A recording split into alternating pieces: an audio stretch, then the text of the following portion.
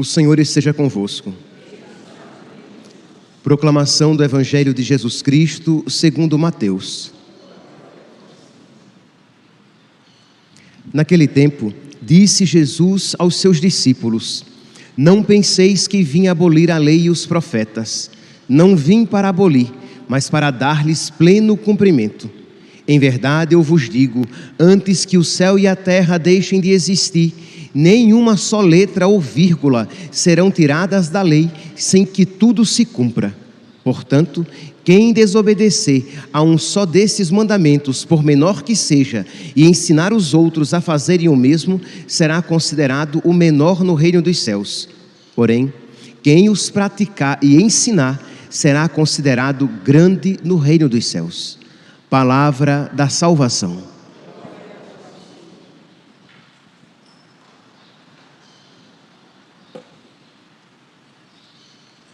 Caríssimos irmãos e irmãs, nós continuamos aqui com a leitura do primeiro livro dos Reis, em que nós estamos escutando a história do profeta Elias.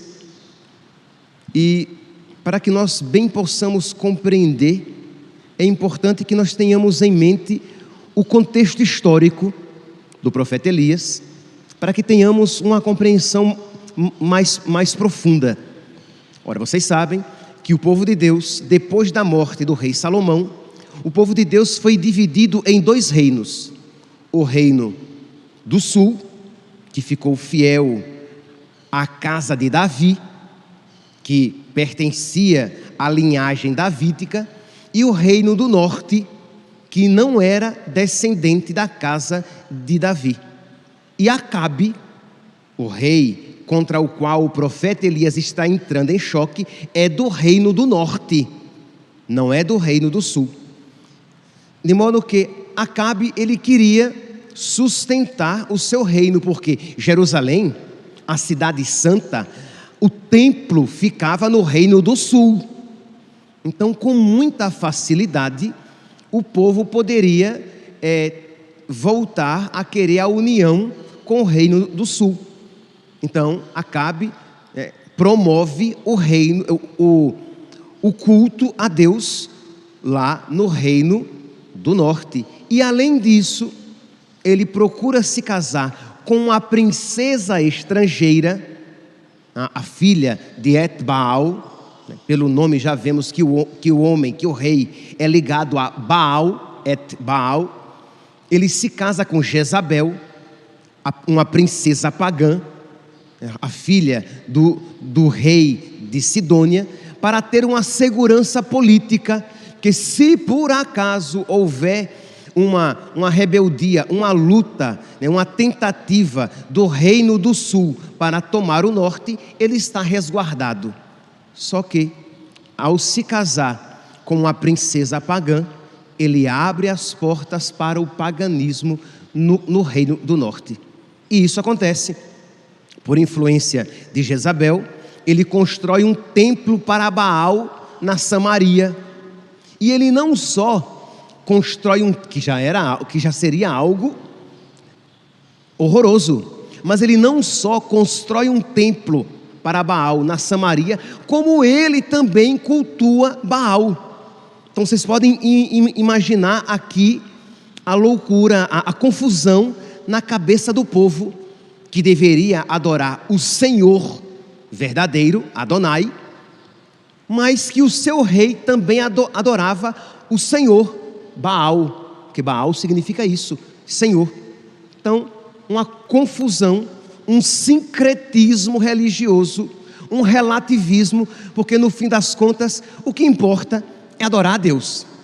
Era esta a mentalidade que era insuflada entre o povo, porque o rei Acabe adorava tanto uma divindade como outra divindade, e a rainha era devotada a Baal. Então, os profetas de Deus, os verdadeiros profetas, começaram então a condenar esta prática de Jezabel e de Acabe, e Jezabel começa então a perseguir os profetas do Senhor, os profetas de Deus, do Deus verdadeiro, do Deus único. De modo que em Reis, no primeiro livro dos Reis, no capítulo 18, no versículo,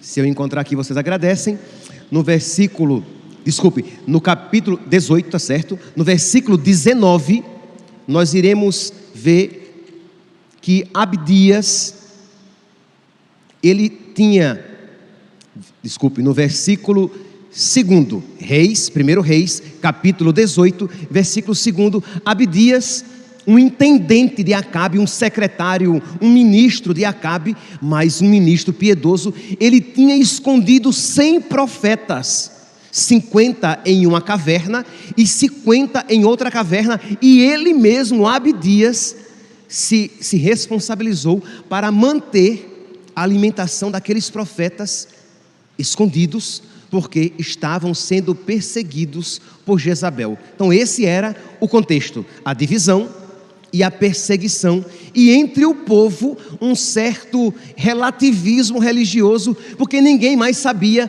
a verdade, quem era o Deus verdadeiro, já que o rei cultuava ambas as divindades.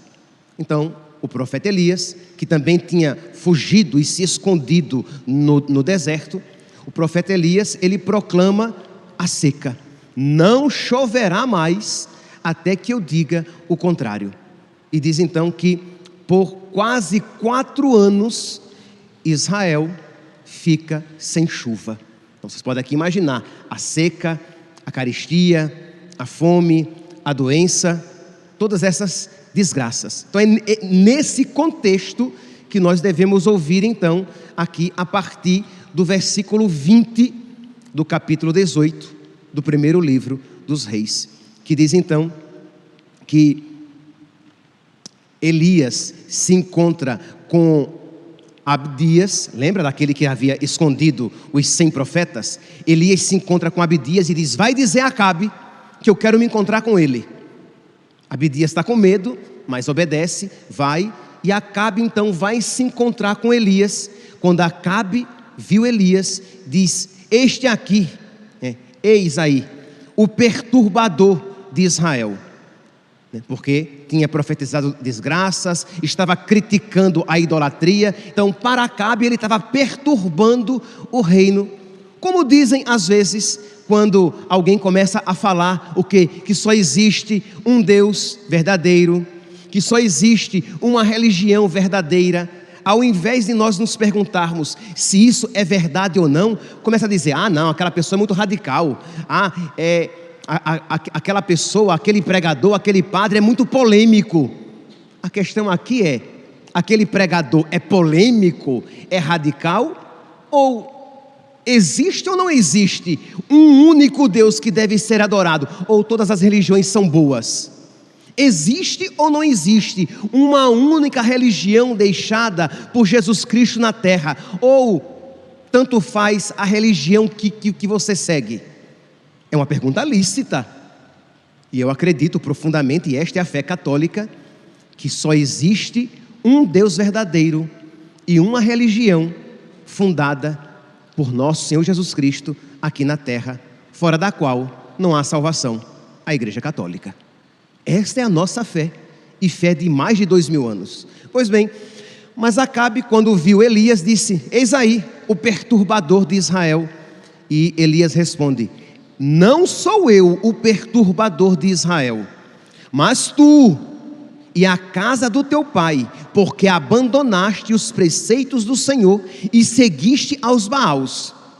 Convoca, pois, a montanha do Carmelo, ao Monte Carmelo, os profetas de Baal, e vamos lá fazer uma luta, um desafio. Vamos ver então quem é o Deus verdadeiro.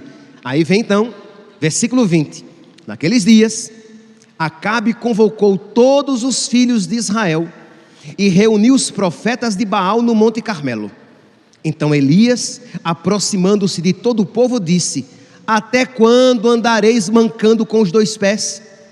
Se o Senhor é o verdadeiro Deus, segui-o, mas se é Baal, segui a ele. Isto é, quem é o Deus verdadeiro? É o Senhor ou é Baal? quando Elias pergunta isso, diz aqui, versículo 21, o povo não respondeu uma palavra.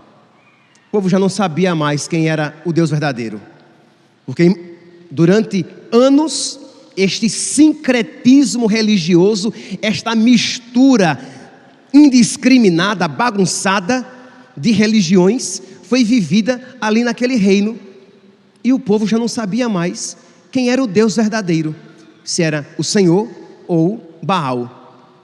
Então Elias disse: eu sou o único profeta do Senhor que resta, ao passo que os profetas de Baal são 450, isto é, Jezabel tinha promovido bem muito os seus profetas, os falsos profetas.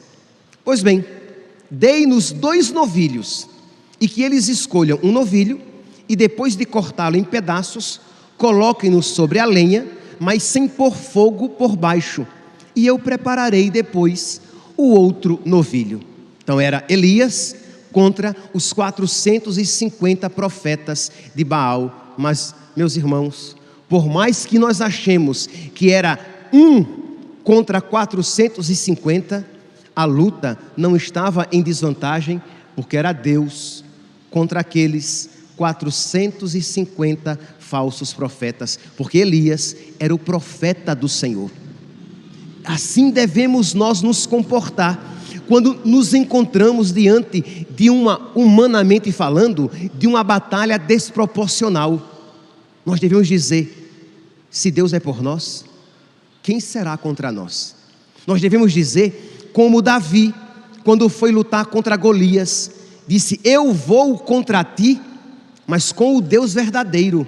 Não era Davi pequenininho contra Elias gigante, mas era Deus com Davi contra Golias, que não era nada.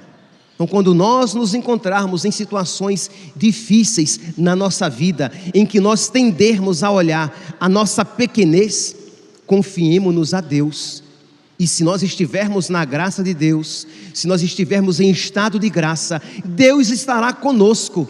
E se Deus é por nós, Romanos capítulo 8, versículo 31, se Deus é por nós, quem será contra nós? Não temos o que temer. Como Elias, corajoso, valente, destemido. Imagine, meus santos, eram 450 profetas de Baal e apenas Elias.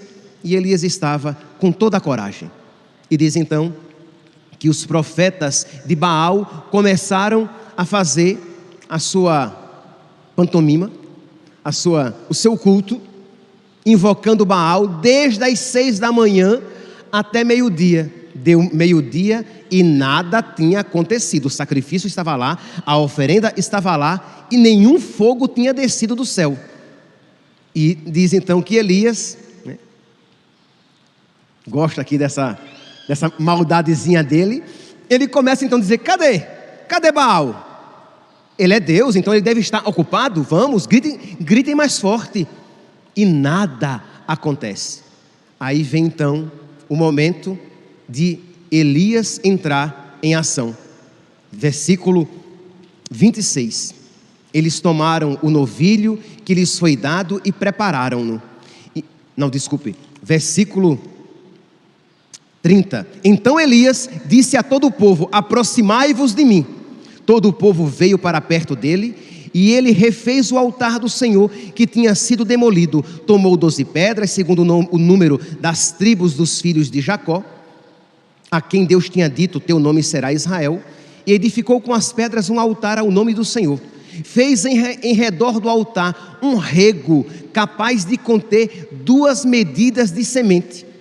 Empilhou a lenha, esquartejou o novilho e colocou sobre a lenha e disse: enchei 4 talhas de água para derramar sobre o novilho. Meus irmãos, eles estavam há quase 4 anos sem chuva. Derramar água era um desperdício, eles não tinham água. Há 4 anos sem água, e ele diz: procurem água, encham 4 talhas de água. Cada talha cabia mais ou menos entre 8 a 10 litros. Imagine, todo mundo queria água, e Elias agora quer derramar água Mas a Deus a gente oferece o melhor. A Deus a gente oferece o mais precioso. E aquilo que é oferecido a Deus não é desperdício. Muitos poderiam dizer: mas você vai desperdiçar a água? Mas nós iremos oferecer ao Senhor da chuva, aquele que faz cair a chuva. Então a Deus a gente oferece aquilo que de alguma maneira a gente pede. Então procurem água, tragam 4 talhas cheias de água e derramem sobre o novilho. E eles fizeram. Quando eles terminaram, Elias disse: mais uma vez, mais 4 talhas. Vão pegar onde vocês pegaram, peguem mais 4 talhas de água e derramem. Lembra que ele fez um córrego ao redor do sacrifício? Derrame mais uma vez. E assim eles fizeram. E quando eles terminaram, Elias disse: mais uma vez. Crê em Deus Pai Todo-Poderoso. Imagine, isto é, foram 12 talhas de água. Um aparente desperdício para aquela nação que estava morrendo de sede, porque já não tinham mais água, porque há quase 4 anos Israel sofria com seca mandada pelo Senhor. E depois dizem que Deus não castiga, né? Tá bom, sem comentários. 4 anos sem chuva, mas Deus castiga para nos chamar à conversão. Deus castiga para nos dar salvação. Deus nos dá um tempo provisório curto neste mundo de dor para nos dar a eternidade de felicidade. Ora, pois bem, depois então que estava tudo alagado, encharcado, diz que a água correu em volta do altar e o rego ficou completamente cheio.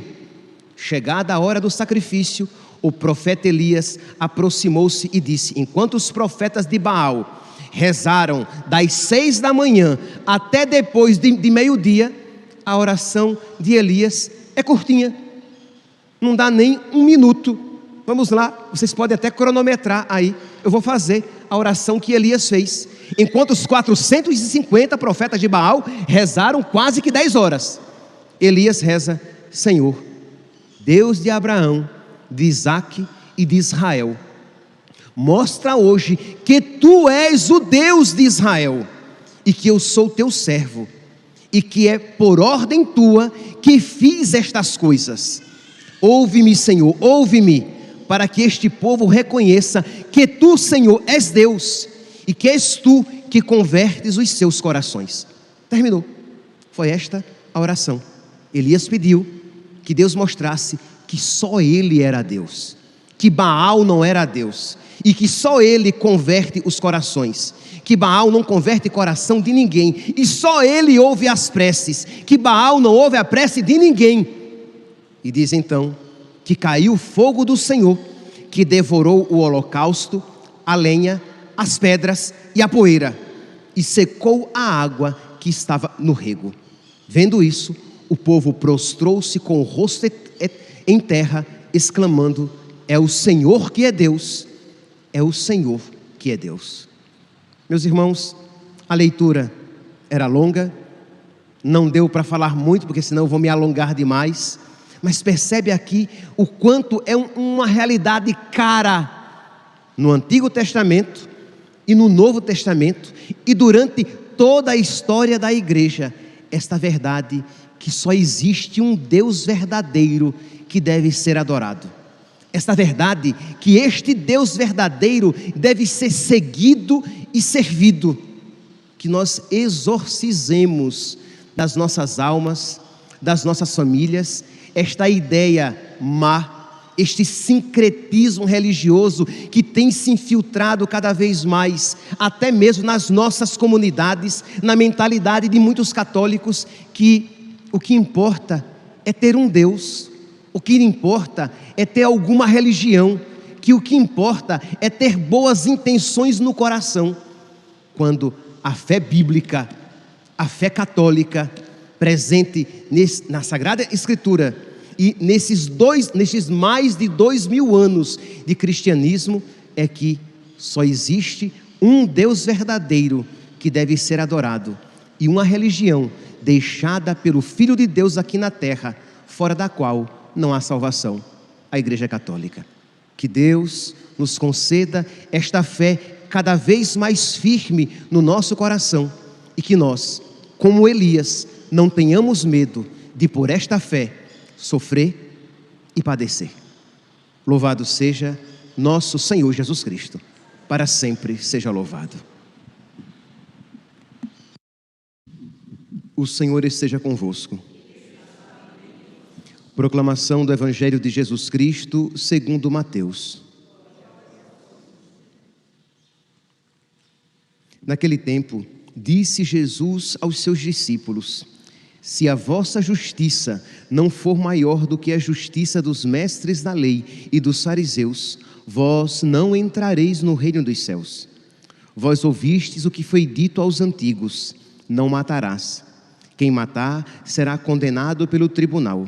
Eu, porém, vos digo: todo aquele que se encoleriza com seu irmão será réu em juízo. Quem disser ao seu irmão patife será condenado pelo tribunal. Quem chamar o irmão de tolo será condenado ao fogo do inferno. Portanto, quando tu estiveres levando a tua oferta para o altar e ali te lembrares que teu irmão tem alguma coisa contra ti, deixa a tua oferta ali, diante do altar, e vai primeiro reconciliar-te com teu irmão. Só então vai apresentar a tua oferta. Procura reconciliar-te com teu adversário, enquanto caminha contigo para o tribunal. Senão, o adversário te entregará ao juiz. O juiz te entregará ao oficial de justiça, e tu serás jogado na prisão. Em verdade eu te digo, dali não sairás, enquanto não pagares o último centavo. Palavra da salvação.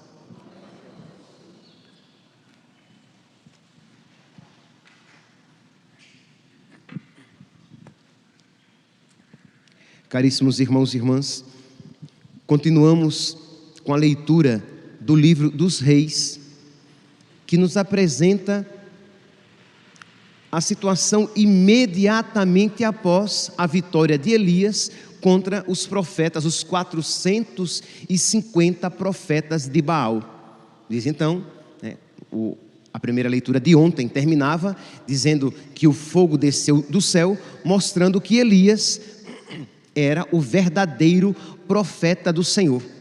Diz então que todo o povo, vendo aquilo, versículo 39, a leitura de ontem terminou no versículo 38. Hoje, tomo aqui, não, terminou no versículo 39. Vendo isso, todos caíram com o rosto por terra, exclamando: o Senhor é o Deus verdadeiro, o Senhor é o Deus verdadeiro. Terminou no versículo 39. No versículo 40, diz então que Elias, ele mata os 450 profetas de Baal. Nós podemos aqui imaginar a ira de Jezabel, sabendo que os seus 450 profetas foram mortos. Diz então que diante daquele sinal claro, o povo se converteu, o povo se arrependeu da sua idolatria, inclusive o rei que só que para nós era muito instável, o rei que era mandado por Jezabel. Mas naquele momento, ele viu aquele sinal de Deus, ele creu, ele acreditou, e ele disse: o Senhor, Adonai, é o Deus verdadeiro, não é Baal. Pois bem, diante disso, Elias disse a Acabe, versículo 41, vai comer, já é a leitura de hoje, vai comer e beber, pois já se ouve o barulho da chuva. Ora, lembra, o castigo da seca, os 3 anos e 6 meses, os quase 4 anos de seca a que Israel tinha sido submetido, era um castigo de Deus para que Israel se convertesse. Aqui, meus irmãos, vale a pena sempre recordar, porque há uma moda por aí, dizendo: não, Deus é bonzinho, logo Deus não castiga ninguém. Primeiro, Deus não é bonzinho, Deus é bom, é bem diferente. E Deus castiga, mas Ele nos castiga como um pai castiga o filho, como um pai repreende o filho, para que o filho se converta, para que o filho mude de vida, porque afinal de contas, a vontade de Deus, os planos de Deus, não se restringem apenas aos nossos anos aqui na terra. Isto é, Deus não tem como finalidade nos dar uma vida feliz neste mundo, nestes 80, 90, 100, 110 anos que nós possamos viver neste mundo. A nossa fé em Jesus Cristo não é apenas para este mundo. Então o Senhor, Ele muitas vezes, amorosamente, misericordiosamente, nos corrigirá para que nós mudemos de postura, para que nós nos convertamos e possamos entrar no caminho de Deus. Então, meus santos, quando você percebe que está sendo corrigido por Deus, quando você percebe que você está sendo castigado por Deus, louve a Deus, é amor de Deus. Deus está amando você e é um bom sinal, porque se Deus não o corrige mais, dos dois ou você está muito santo e progredido, de modo que você já é tão dócil a Deus que não precisa mais das suas correções, ou você está tão empedernido, está tão enraizado, está tão endurecido no seu pecado, que as correções de Deus só vão aumentar ainda mais o seu castigo, a sua culpa. Então, para não aumentar ainda mais a sua culpa, porque se você está tão empedernido e Deus ainda derrama graças sobre você, sabendo que você não mais se abrirá a Ele, a culpa só aumenta, porque a quem mais for dado, mais será cobrado. Então não é um bom sinal não ser corrigido. Então quando você perceber, sei lá, que a sua vida, que não obstante os erros da sua vida, ela está mais ou menos tranquila, sem muita contrariedade, dobre os joelhos e suplique: Senhor, por misericórdia, não desista de mim. Senhor, por misericórdia, corrige-me.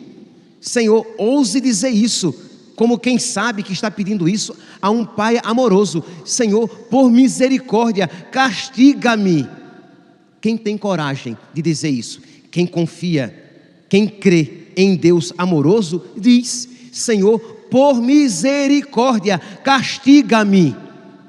Porque os castigos de Deus são amor. Os castigos de Deus são expressão de que Ele não desistiu de nós. Os castigos de Deus são expressão de que nós temos jeito ainda, de que não estamos engastados, enraizados, encrustados nos nossos pecados. Pois bem, continuemos aqui. Então, o povo se converte, o povo se arrepende. Então não havia mais motivo para aquela seca. Porque foi, repito, porque foi que Deus, por meio do profeta Elias, mandou a seca para Israel? Porque Israel tinha se enveredado no pecado da idolatria. Os profetas de Baal foram mortos. O povo disse: Deus, Adonai, é o verdadeiro Deus. O Senhor Adonai é o verdadeiro Deus. Então o povo se converte. Elias vê então que não tem mais necessidade do castigo. E Elias diz, versículo 41, vai comer e beber, rei, pois já se ouve o barulho da chuva. Mas, meus santos, o céu estava claro, não tinha chuva nenhuma, o céu estava claro. Isso era o quê? Por volta das 2 da tarde, 1, 2 da tarde. Por quê? Porque os sacerdotes de Baal tinham parado o seu culto ao Deus falso por volta do meio-dia. Não foi isso que disse a leitura ontem? Então, nós estamos aqui. Elias, ele mata os profetas de Baal, diz a Acabe: volta para casa, e, quer dizer, sobe e vai comer, porque a chuva, eu já estou ouvindo o barulho da chuva. Mas ele diz isso na fé, porque não tem chuva nenhuma, mas ele crê na bondade de Deus e diz: se o povo se converteu, então a chuva virá. Mas percebe, meus santos, que é uma ousadia. Não tinha chuva, o céu estava claro. E ele diz a Acabe: pode subir, pode comer, vá descansar, porque a chuva virá, fique tranquilo. E Acabe vai. Acabe foi comer e beber. E o que é que Elias foi fazer? Ele foi rezar. É verdade que ele sentiu a moção de Deus para isso dizer. Mas ele foi rezar então para pedir a chuva. E diz então, versículo 42, que ele se curvou até o chão com o rosto entre os joelhos e disse ao servo: sobe e olha o mar. O servo foi, voltou e disse: eu não vejo nada, não tem nada, não tem chuva nenhuma. Elias disse: vai de novo. O servo vai, o servo volta e diz: não tem chuva nenhuma. E diz que isso se repete por 7 vezes. Pode imaginar, Elias rezando, esperando a chuva, manda o servo olha e volta, olha e volta, olha e volta, vai olhar porque vem chuva, até que na 7ª vez, versículo 44, e na 7ª vez o servo voltou e disse: olha, eu vejo um pontinho que parece uma mão, uma nuvenzinha que parece uma mão. Então, e Elias, vendo aquele pequeno sinal, ele diz: é a chuva, ela está chegando. Percebe aqui, meus irmãos, o coração profundamente crente de Elias. Primeiro ele diz a Acabe: pode subir para comer e beber, porque eu já ouço barulho de chuva. Ele diz isso na fé. Acabe vai, ele vai rezar, ele manda o servo não vê nada, ele volte. Tem que ter, Deus não vai deixar de honrar a sua palavra. Eu creio que Deus ouve as preces dos seus servos. E o servo de Elias vai, e na 7ª vez, mas percebe aqui a perseverança de Elias na oração, a perseverança de Elias na confiança em Deus. Deus não decepciona aqueles que nele esperam. E ao mesmo tempo, a obediência desse servo, que por 7 vezes foi, porque o servo poderia dizer: olha, Elias, não vai chover não, eu já fui 3 vezes e nada de chuva. Então, todo um contexto de fé, confiança, docilidade, obediência, perseverança. Lembra, os sinais, de uma oração infalível. Nós precisamos ter perseverança, nós precisamos ter humildade, nós precisamos ter confiança, e nós precisamos pedir algo que não nos cause um prejuízo espiritual, que concorra para a nossa salvação. Então a prece de Elias é confiante, é humilde, é perseverante e concorreria para a salvação de todo o povo, porque o profeta disse: pode ir para casa, Acabe, vai chover. Eu já ouço até o barulho da chuva, ouço na fé, porque não tinha barulho nenhum. E quando vem um pontinho, uma nuvenzinha xoxinha, do tamanho de nada, Elias diz: é a chuva. Manda então avisar Acabe: vai para casa, para que a chuva não te pegue no meio do caminho. Primeiro ele mandou Elias comer: vai, sobe, coma e beba, porque eu já ouço o barulho da chuva. Quando ele viu um pontinho, ele diz: manda dizer a Acabe que ele suba no carro dele, que ele vá para casa, porque a chuva vai pegá-lo. Percebe aqui, meus santos, a ousadia desse homem. Ele mais uma vez, porque tudo bem, se ele tivesse visto uma grande nuvem escura se aproximando, o vento soprando ao seu encontro, trazendo a chuva, ele poderia dizer: é verdade, ufa, ainda bem, vai chover. Não, depois de 7 idas e vindas do seu servo, o que o seu servo vê na última ida é apenas um pontinho. Como é que diz aqui a palavra de Deus? Sobe do mar uma nuvenzinha com uma palma da mão, uma coisa pequena. e ele diz a Acabe: vá-se embora, suba no seu carro, porque a chuva vai pegá-lo no caminho. E diz aqui, meus irmãos, no versículo 45, num instante o céu se escureceu com nuvens empurradas pelo vento e caiu uma chuva torrencial. Num instante. Meus irmãos, são assim as graças de Deus. Deus espera, Deus quer honrar a nossa confiança, Deus quer honrar a nossa fé, mas ao mesmo tempo Ele prova a nossa confiança e a nossa fé. Você confia mesmo em mim? Você crê mesmo em mim? Pois bem, diga a Acabe que ele já pode ir comer, porque vai chover. E Elias ali espera a chuva e nada de sinal dela. E quando vem um sinal pequenininho, e Deus diz: você confia em mim? Você confia? Você crê que eu cuido da sua vida? Você crê que eu amo você de fato? Você crê que eu honro as minhas promessas? Entenda, meus santos, eu estou dizendo isso a respeito de Elias, mas isso é aplicável a todos nós. Quantas vezes nós entristecemos o coração de nosso Senhor porque desconfiamos da sua bondade? Quantas vezes nós desconfiamos, nós ofendemos nosso Senhor porque nós desconfiamos do seu amor? Quantas vezes nós ofendemos nosso Senhor porque nós desconfiamos da realização das suas promessas? E nada mais ofende a um coração apaixonado do que a desconfiança. Então nós iremos desconfiar do amor de Deus. Como nós podemos, olhando se isso para Elias já era uma grande responsabilidade, muito mais para nós, porque nós olhamos para Jesus crucificado.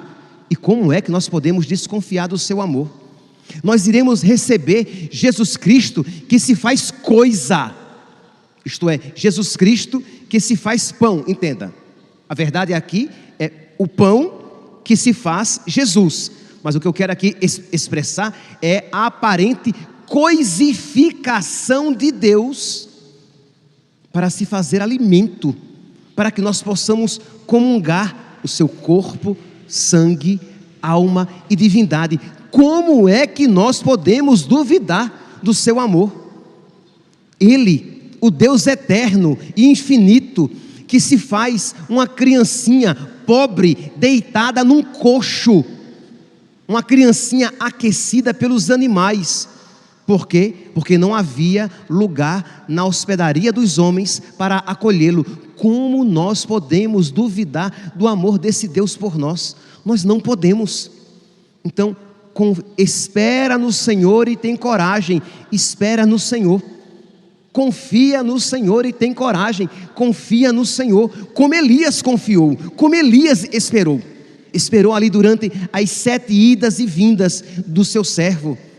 Esperou quando viu o pontinho que parecia uma mão, a palma de uma mão daquela nuvem, e disse que de uma hora para outra a situação mudou e uma chuva torrencial caiu.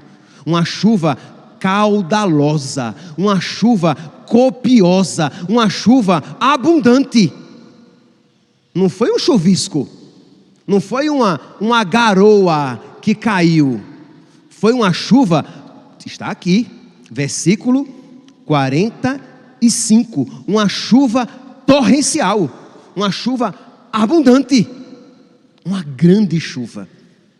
Isso aqui, meus santos, é o sinal das grandes graças de Deus, que são precedidas por sinais quase que inexpressivos, por sinais quase que imperceptíveis a olhos desatentos, mas aquele que tem fé consegue ver num pequeno sinal, numa pequena manifestação, como naquela pequena nuvem, um grande sinal da fidelidade de Deus. E diz então que Acabe, montado no seu carro, guiado pelos cavalos, ia para Jezrael, enquanto Elias, tomado pelo Espírito de Deus, como uma criança, corria à frente. Imagine o sebo nas canelas, né? A força de Elias, porque ele estava correndo, ele era mais veloz do que os cavalos de Acabe, impulsionado pelo Espírito. E aqui nós vemos que a oposição de Elias não era a Acabe. Elias não tinha raiva de Acabe. Elias tinha ódio da idolatria de Acabe. Elias odiava profundamente a idolatria, não o rei.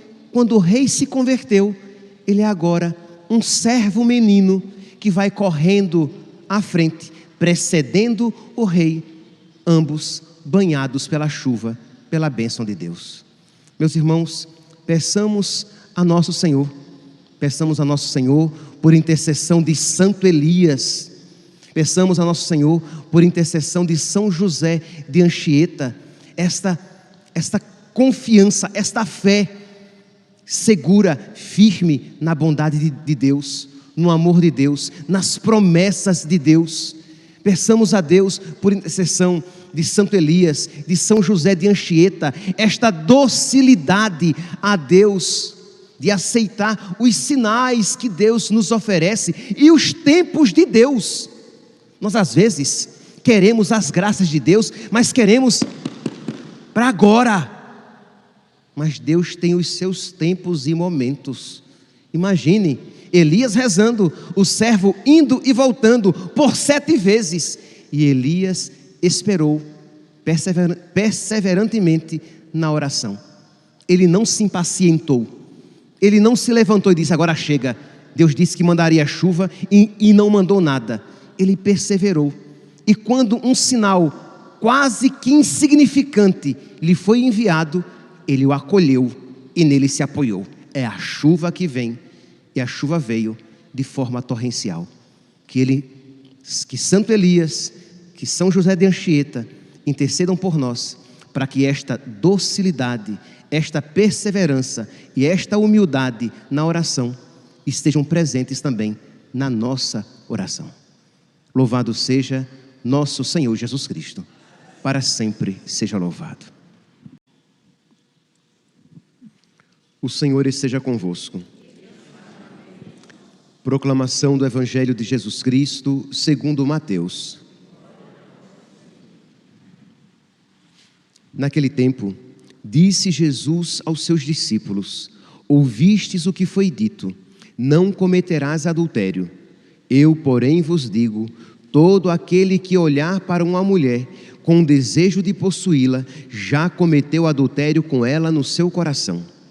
Se o teu olho direito é para ti ocasião de pecado, arranca-o e joga-o fora. Joga-o para longe de ti. De fato, é melhor perder um de teus membros do que todo o teu corpo ser jogado no inferno. Se a tua mão direita é para ti ocasião de pecado, corta e joga-a para longe de ti. De fato, é melhor perder um dos teus membros do que todo o teu corpo ir para o inferno.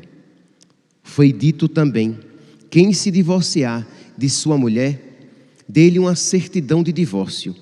Eu, porém, vos digo, todo aquele que se divorcia de sua mulher, a não ser por motivo de união irregular, faz com que ela se torne adúltera. E quem se casa com a mulher divorciada, comete adultério. Palavra da salvação.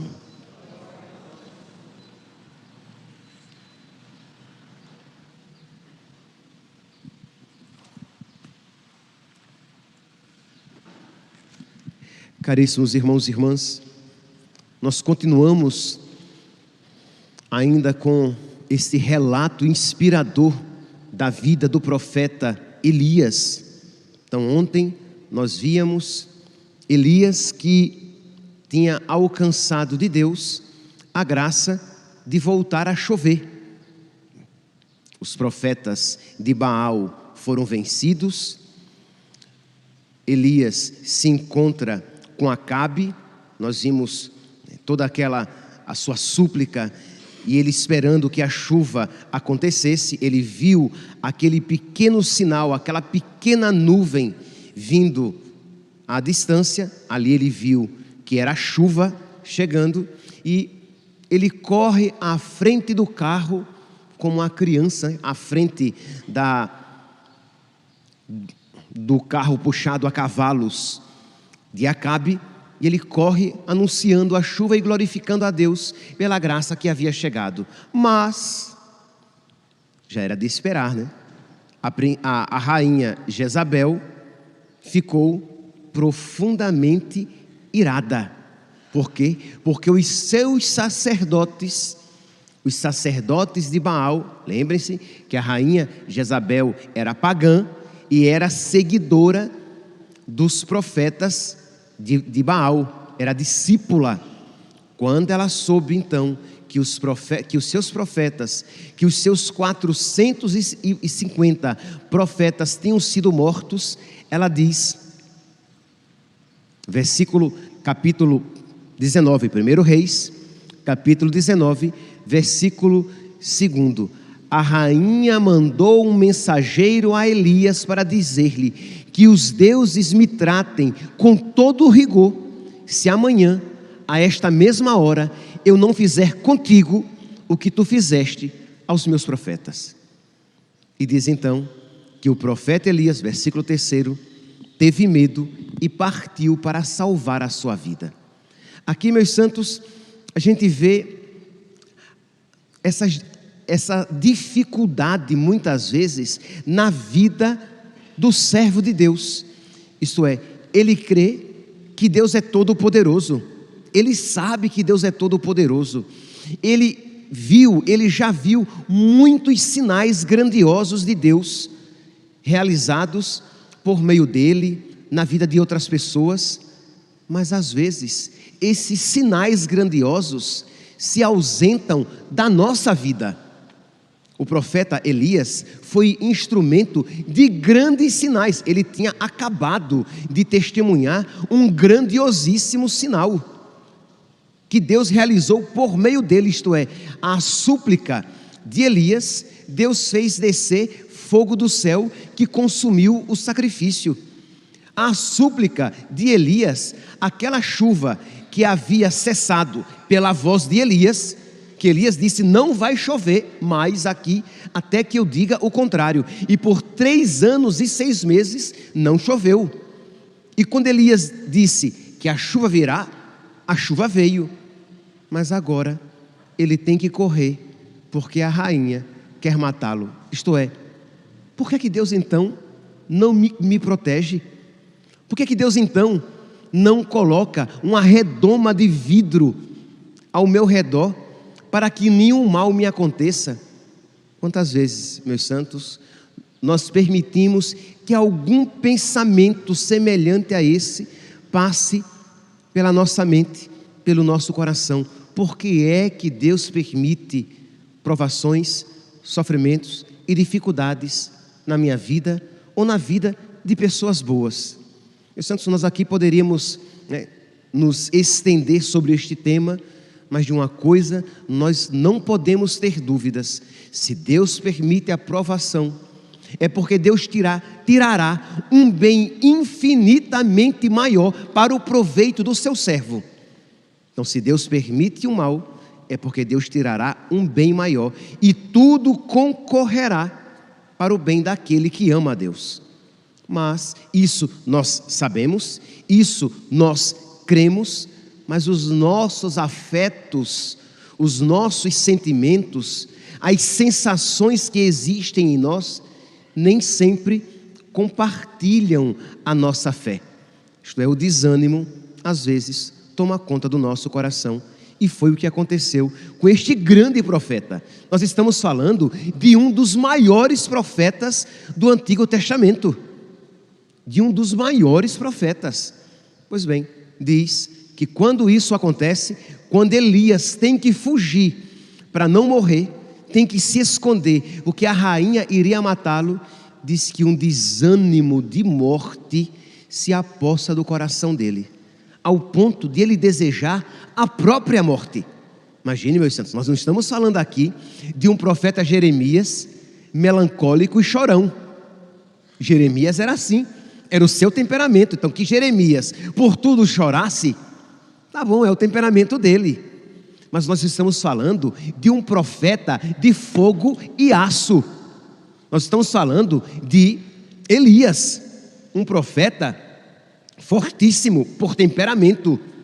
E diz aqui, 1 Reis, capítulo 19, versículo 4, que ele então fugindo, ele andou pelo deserto, um dia de caminho, sentou-se debaixo de um junípero, de uma pequena árvore, de uma pequena planta, e desejou a morte. Basta, Senhor, disse-me ele, tira minha vida, porque eu não sou melhor do que ninguém. Eu não aguento mais viver essa vida.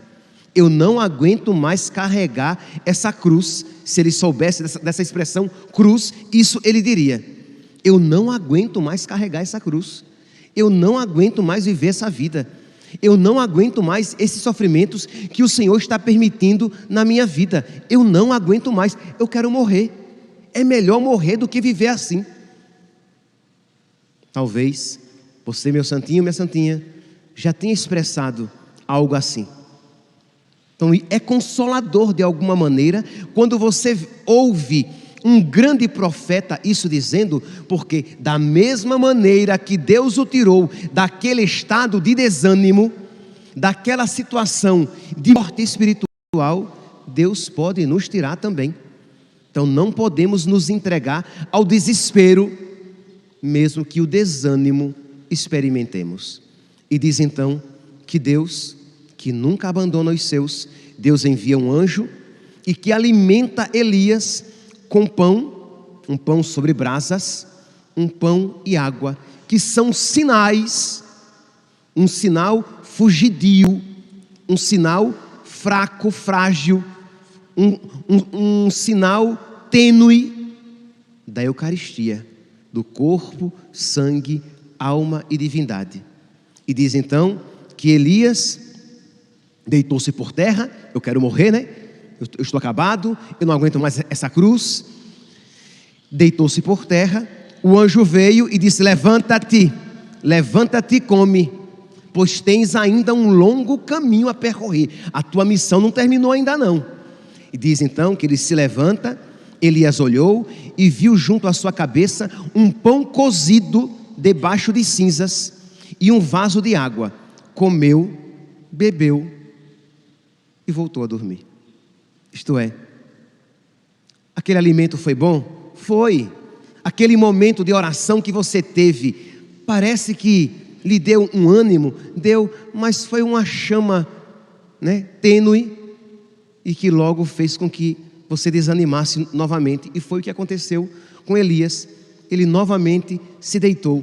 O desânimo era tão grande, o sofrimento era tão profundo, que aquela primeira graça não conseguiu retirar-lhe daquele estado de torpor, de dormência, de inanição, de inatividade, de rigidez.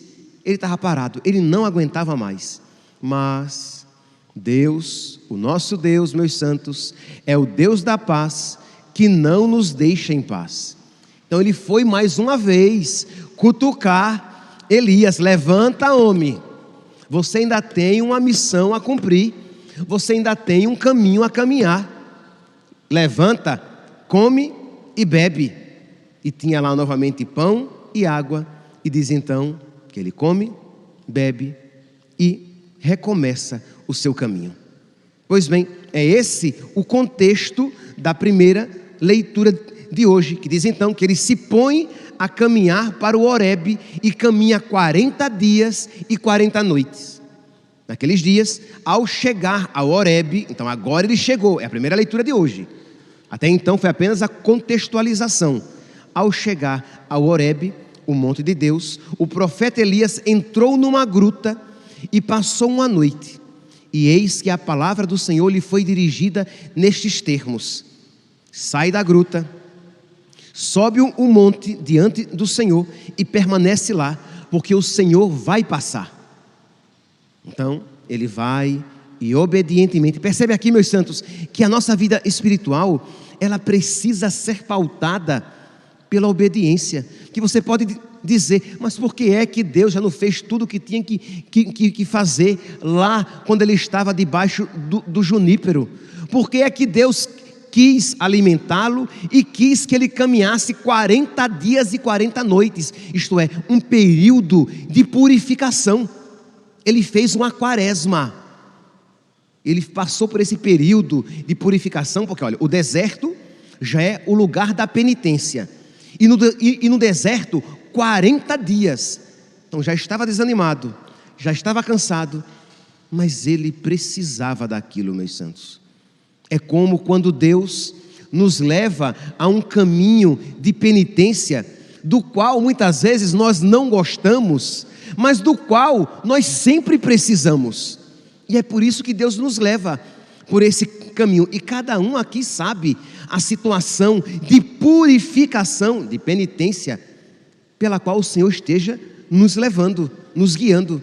Então ele caminhou 40 dias e 40 noites, e ele teve que ser obediente, perseverante e humilde para fazer os 40 dias e 40 noites de caminhada para chegar até a gruta. Quando ele entra na gruta, Deus diz, agora sobe o monte. Ô Senhor, fala já na gruta. Eu estava desanimado lá no junípero. O Senhor me levantou por 2 vezes. Eu caminhei 40 dias e 40 noites no deserto, tá? Faça você a experiência de uma caminhada com um sapatinho confortável, entendeu? Com filtro solar para não se queimar muito, e com uma boa noite de sono numa cama. Mas faça a experiência de caminhar 40 dias e 40 noites com todos esses artifícios de conforto, e você verá que já serão suficientemente cansativos. Agora imagine Elias já quebrado por uma vida de perseguição, né? Jezabel sempre o perseguindo.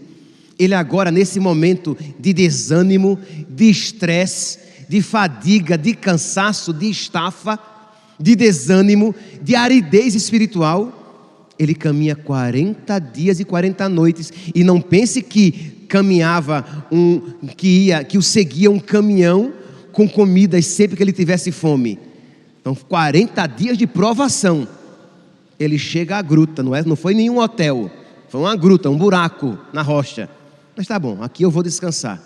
E Deus diz, sobe o monte. E ele obedientemente, ele sobe o monte.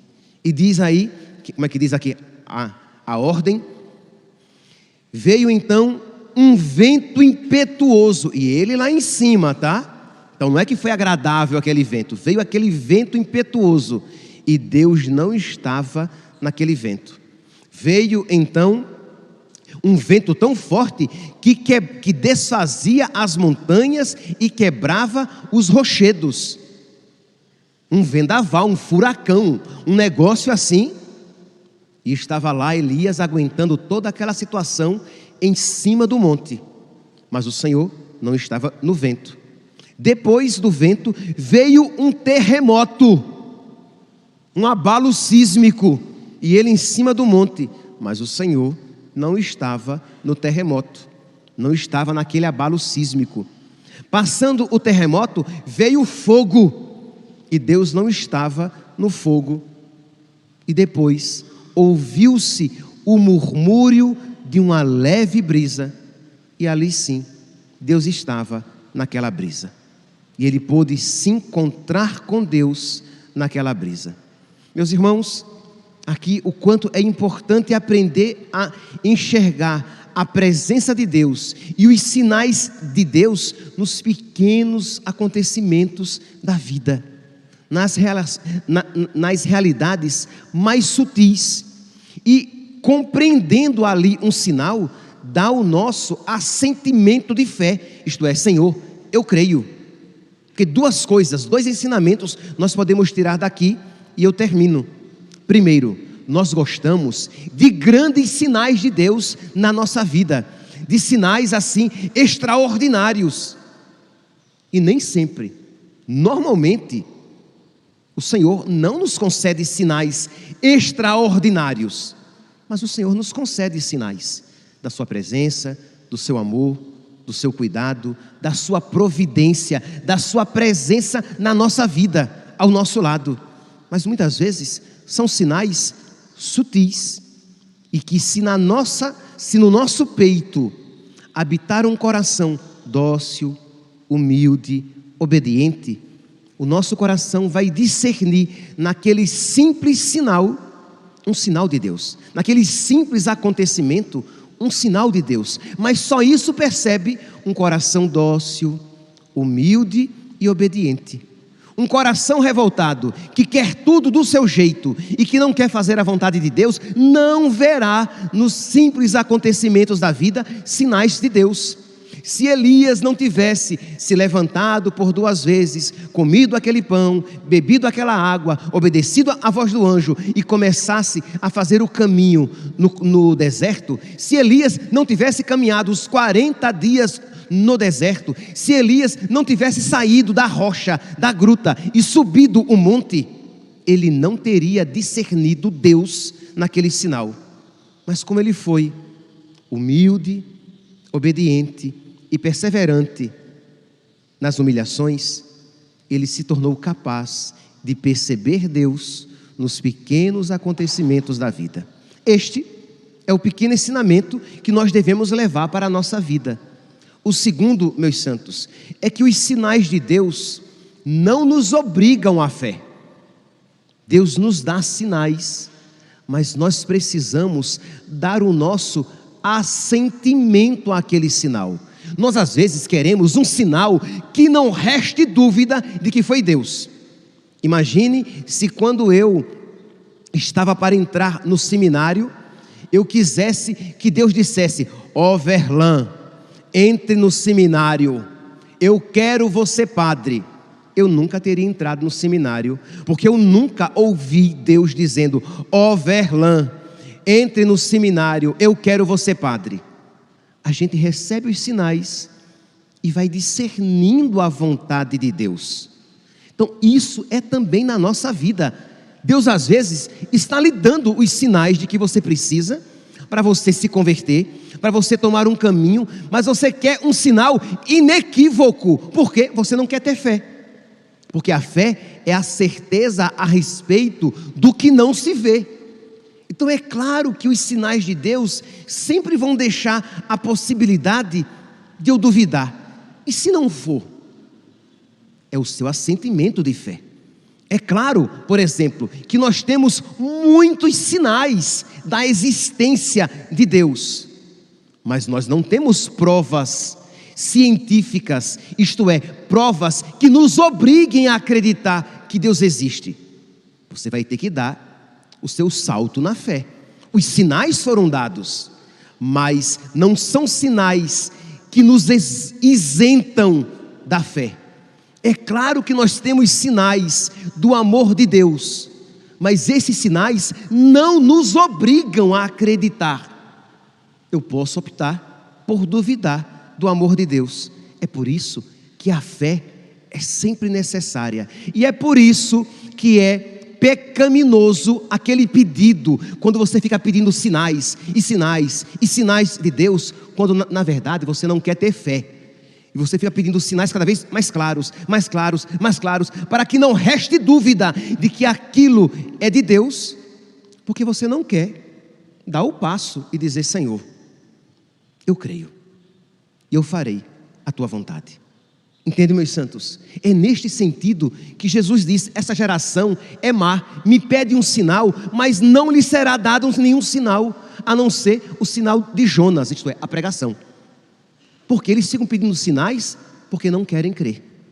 E Elias, meus santos, precisou crer em Deus, vendo a vontade de Deus naquele simples sinal daquela brisa leve e suave que o visitou no alto do monte.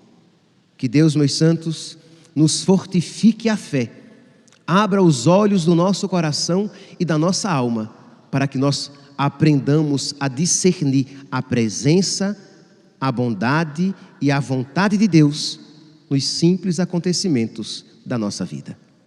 Louvado seja nosso Senhor Jesus Cristo, para sempre seja louvado.